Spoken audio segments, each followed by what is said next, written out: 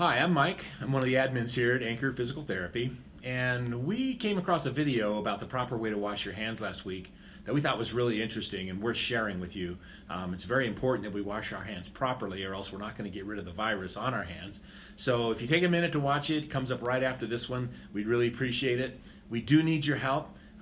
We don't ask you to spend any money. We don't need you to come in. What we'd like to ask you to do is share this with your Facebook friends, your Facebook group, and ask them to share it with their friends, because that way we can get this message out to a whole lot of people in a very short period of time.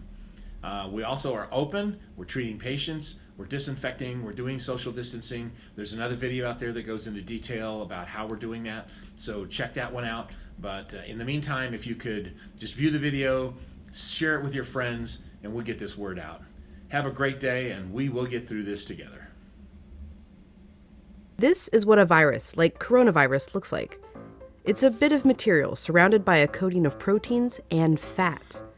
Viruses easily stick to places like your hands, but when you rinse your hands with just water, it rushes right over the virus. That's because that layer of fat makes the virus behave kind of like a drop of oil. You can see it happening in this demonstration. Oils are just liquid fats. What happens when you pour oil into water? It floats. It doesn't mix. But add soap, and suddenly that fatty oil dissolves into the water. That's because inside, soap has two-sided molecules. One end of the molecule is attracted to water, the other end to fat. So when the soap molecules come in contact with water and fat, these dual attractions literally pull the fat apart, surrounding the oil particles and dispersing them through the water. Let's go back to our coronavirus molecule with that layer of fat holding everything together.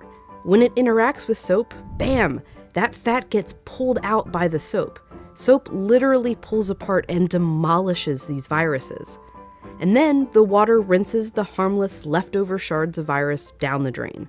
But, and you know where I'm going with this, it takes time for this effect to happen, 20 seconds to be specific.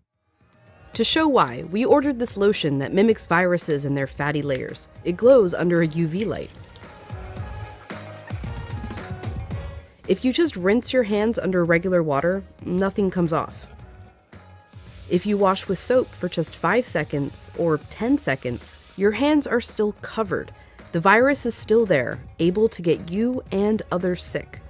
But 20 full seconds, now the soap is actually destroying the virus.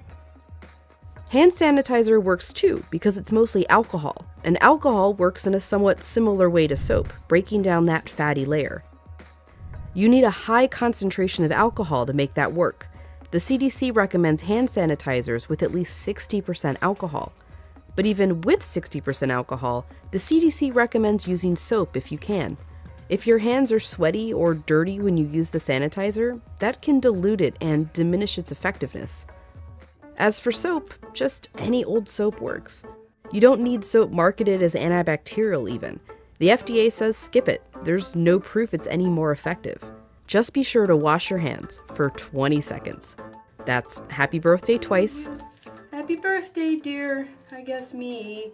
Or the chorus to Lizzo's Truth Hurts. Straight to my face. Or Prince. Raspberry beret. Or Eminem. Go, go, only got Or even Dolly.